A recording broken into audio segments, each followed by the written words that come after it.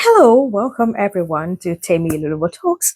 And it's been a while, so today we're going to be doing a movie review. This is the first movie review of the year. Yeah. All right, so few days back, no, not few days back, just this morning. Yes. So there was this movie that's been going on around, all over social media, and everybody is discussing the movie here and there. And I'm like, okay, let me go and have a watch.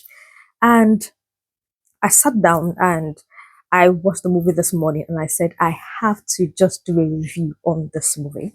This movie is titled A Flicker of Us and it's on Bolaji Ogumola's page on YouTube. So you can go on Bolaji Ogumola's page on YouTube and just, have a watch. It's not too long, and it's a very, very nice movie.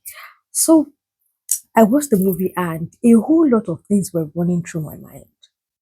And while I was on social media going around, just seeing what people were commenting about on the movie, and the question I keep getting, or the thing everybody is discussing, is this: who deserves the man? And I'm like, excuse me. So let's start from the beginning. So this movie is about two friends. As I'm saying it, be putting it down. I mean, put it down so that I want you to remember it. You get what I mean? So they had two friends. One's name is Lala, the other person's name is Tiwa, and they were friends. They were both from a very poor home, and they were both writing a particular exam to get scholarship to travel outside the country. They're in the village, there was really nothing, and both of them are really desperate, to just leave that village and move outside the country and, become better. So they had the scholarship, and Lala got number four. It was the fourth on the list. And according to the scholarship rules, they had to, just sponsor the first three. So Lala had number four, which means she couldn't get sponsored. She was crying because she has prayed, she has wanted this all her life.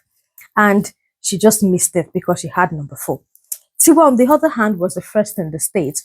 Obviously, she's going to get sponsored, but fortunately, I think like some months before the scholarship results came out, she met a guy at a party just one night. She had sex and she got pregnant. And she told her best friend Lala that, my life has finished. I got pregnant. And Lala was angry that you were the first in the States. You had everything set out for you. And you got pregnant. You just ruined your life. Remember, Lala was the number four and she needed to go on that trip desperately. She wanted to get out of the country. She wanted a better life for herself. And guess what Lala did? Lala called the board and told them that Tiwa, who was the first in the state, who is her best friend, is pregnant. So obviously they removed Tiwa from the scholarship and put Lala in a spot, and Lala left the country and didn't look back for like 15 years. So she left the country, she did well, she got married, she was doing a very fine, she was living a very, very good life.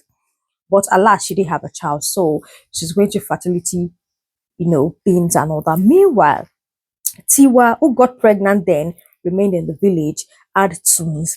She was not doing badly. She went to school, had a bachelor's degree, became a teacher, but she didn't have that life that she had always wanted because her life got ruined because she got pregnant. So Tiwa came back from the States with her husband. She was still searching for it. She still needed a child, came back to the village. Lala was high, Tiwa was hungry. You left me alone. You took my spot. You reported me to be bored, blah, blah, blah, and all that. And they just reconciled. Later, we realized Lala's husband came to the village too and saw Tiwa and told Lala that he was the one who got Tiwa pregnant 15 years ago. That I just came to see his grandma in the village. They had the one night stand. She didn't even give Tiwa his real name. And the next day went back and that was it. Meanwhile, you get and Lala told her husband, yes, I understand you had, a fling when you were like very, very young. And it was with my best friend. I don't want you to tell her. That was it. And later, out of the benevolence of, Lala's heart, Lala brought Tiwa to Lagos with her children, got them a Airbnb, they were doing fine. And Tiwa started sleeping with Lala's husband. And remember, when Tiwa was sleeping with Lala's husband, Tiwa didn't even know that Lala's husband is the father of her kids. So later, Lala found out, Lala accused Tiwa and blotted it out as, "Are you sleeping with my husband just because it's the father of your kids?" Tiwa was shocked, angry, and everything scattered. They begged each other, and Tiwa decided to leave the country with her children. Now, this is my bone of contention. That is just the long and short of the story, but you need to watch it. Now, while I was watching this movie, so many things were going through my mind. In short, I was reliving a personal story myself. Not as bad as what happened in the movie, but something very, very similar happened to me. And have you ever been in a position where you feel like somebody stole your life? Like you feel like somebody literally stole your life. And you ask yourself that, if I had done this, if I had done this, if I had not made this mistake, maybe if I had done this, maybe this would have been my life. Have you gone on Facebook at any time in your life and you see one of your exes that was begging you that year, that you knew yourself that this guy really loved you? And you yourself, you just misbehaved because you were just 21. You felt like, I still have years ahead of me. Maybe you cheated one or twice, or you just did something. You just didn't like the guy. The guy really likes you, but maybe he was not tall enough. Maybe you were not patient. He didn't really have money then, so you left him. And now he's in the US. He has gotten married to another lady. He's doing fine. You're seeing him all over Facebook, driving Range Rover and all that. And you're still in Nigeria. Even marriage, you don't have. With all the shako shako, you did not have marriage. Job, you did not get. So you're scrolling through Facebook and you saw him. And you knew this guy loved you then. Would you have thought that, maybe if I had been patient, maybe it would have been me and him? Maybe I would have been in the US now. See, all of us have had this story. All of us are living another person's life. That is one thing I believe. I believe that the position you are in right now in your life is because somebody messed up and you took over that person's spot. Let me give you an example. So there was a time I had a relationship. It was a very long relationship of like 5 going to 6 years. And I met this guy at, the lowest state of his life. We were on Okada together in the whole of Ibadan, trying to build life. I knew him when I met him. He was still living in his parents' house.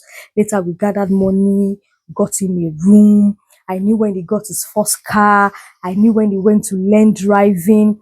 We had plans, but the plans were really not coming up because he was failing some exams he needed to do, to get a better job. And that was what I was waiting for, for him to get a better job so that we can get married. And guess what happened? This guy just got a girl pregnant, one random girl like that. And the girl did it in a way that the girl waited until that pregnancy was around 6-7 months before telling him. He did not even tell him. He told her parents. Her parents just went to this guy's house and told him that he has to marry their daughter. And me, I've been in a relationship with this guy for 5 years. My parent knows him, his parent knows me. And the parent had to call me and tell me, Timmy, I know you love him. I know you guys want to get married, but he has gotten somebody pregnant. We don't want him to have a child outside of wedlock. We want him to marry the lady and all that. I felt bad. I cried because I felt like, and that lady came when he has now gotten his apartment. He has now gotten a car. When he was riding a car that we did not see the lady. I don't know if you get my story now. And I felt like I walked. I felt like I pushed. I felt like I labored, and somebody just came from nowhere and stole everything I labored for. And guess what? The moment they got married, this guy was still coming to my place. He was actually reluctant to leave me, and I knew it. Do you know that immediately they got married, the exam that this guy didn't pass while we were together for 5 years, that guy passed the exams, and this guy and that lady moved outside the country, and I was in Nigeria. See, whenever I look at his picture, I felt like that girl stole my life. I wouldn't lie to you. For years, I was hungry. I was bittered. I felt like, oh, if I had known that it was pregnancy that would have made you marry, I would have gotten pregnant. If I had known, I would have not tried to do good girlfriend. I would have said, with the little you have, let us get married like that. There were a lot of things going on. And one day, I later found my own husband and I got married and I forgot about the whole thing. And later, one day, this guy called me and we were talking.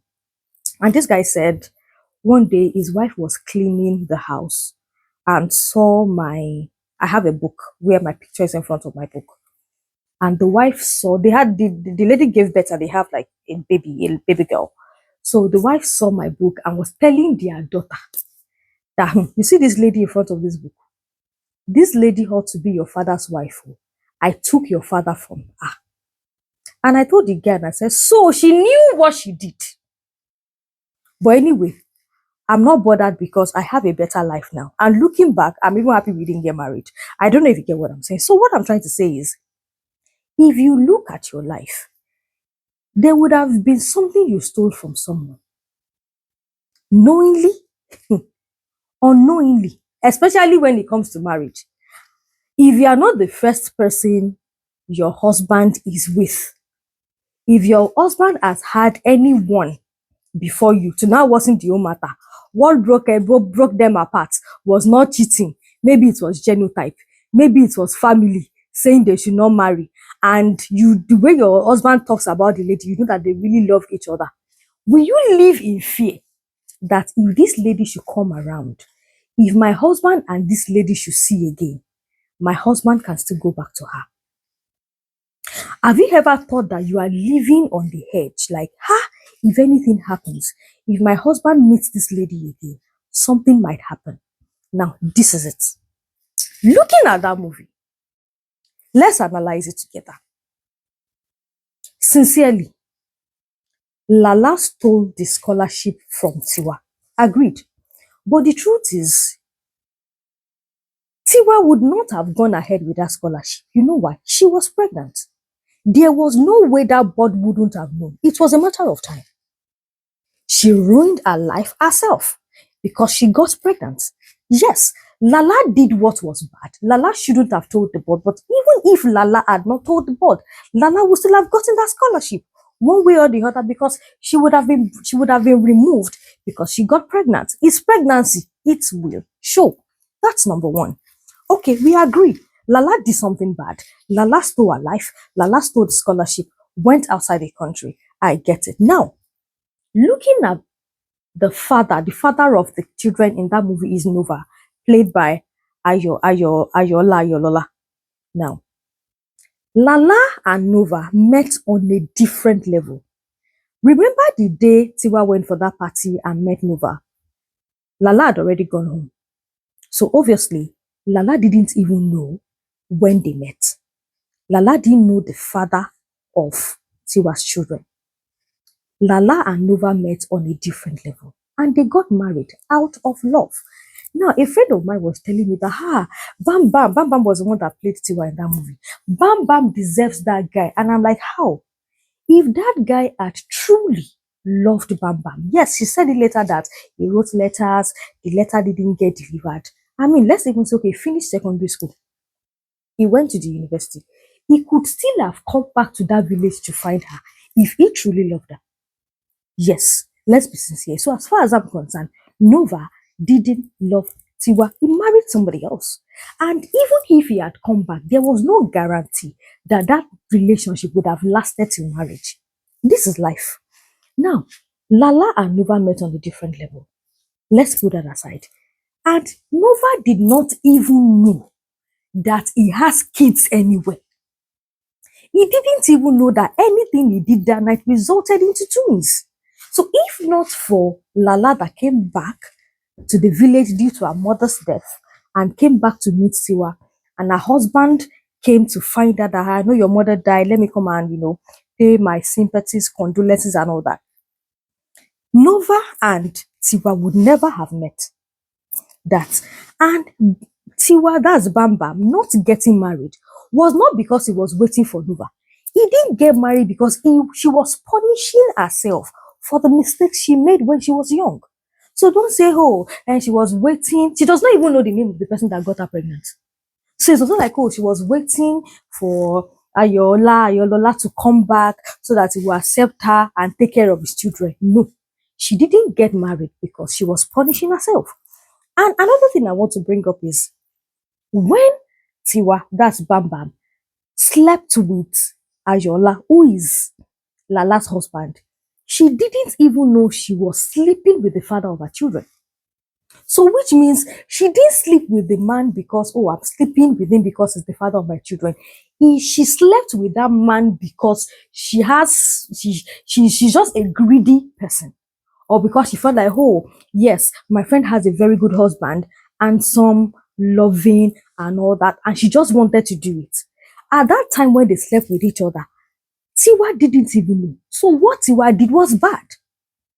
So let's look at it. How did she deserve the guy? I know she had this character of looking like this good girl, crying at every little thing, making it look as if she's a victim. As far as I am concerned, Tiwa is not the victim. Lala met her husband on a normal level, got married. She didn't have a child. That is not her fault. She's the owner of the husband.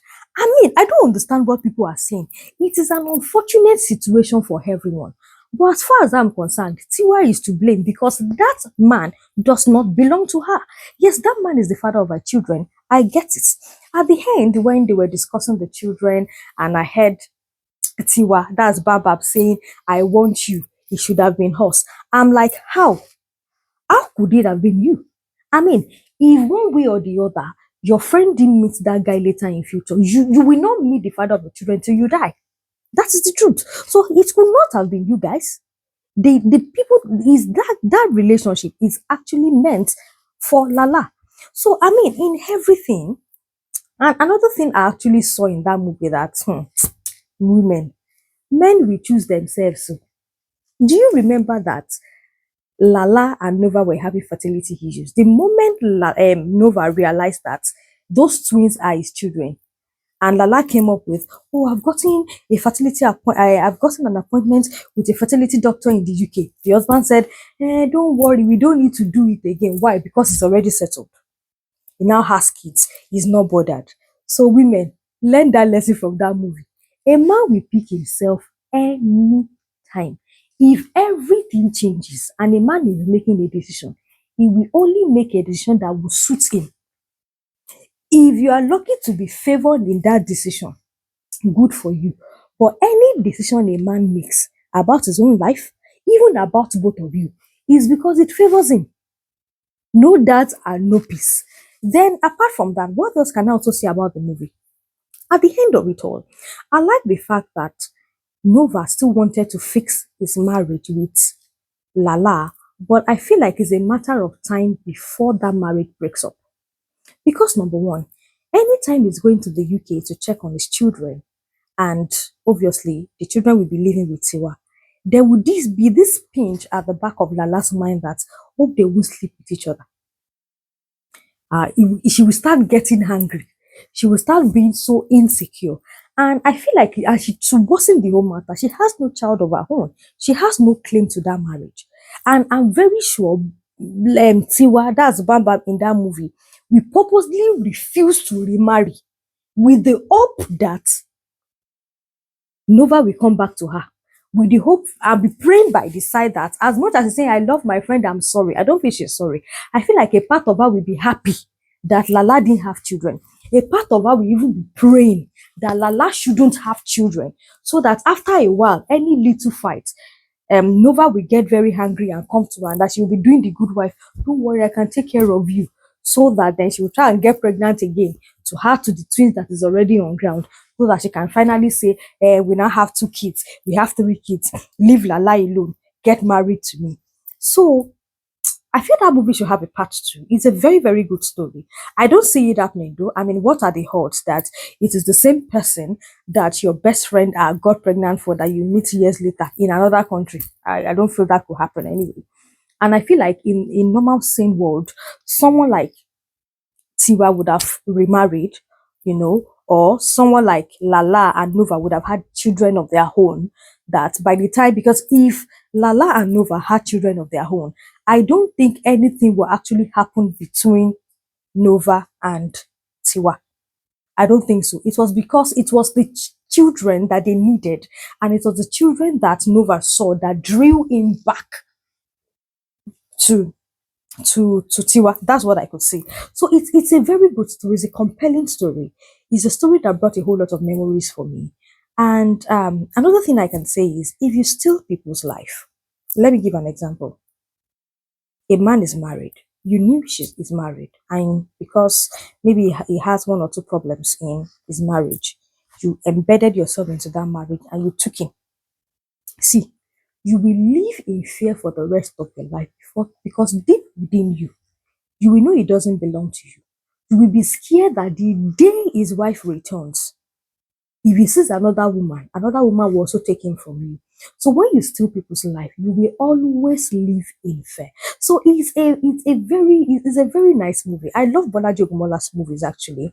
They are movies that are relatable. They are movies that resonate, and I think it is a must watch for everyone. So I mean, I want to see your comments under the comment section. Let's talk about this movie. Have you ever been at a place in your life where you feel like somebody stole your life? Or you feel like you're living somebody's life and you're scared that that person might come back to reclaim their life. So that's it about A Flicker of Us. It's a nice movie. Go and have a watch. And until next time, have a good day ahead. Bye bye.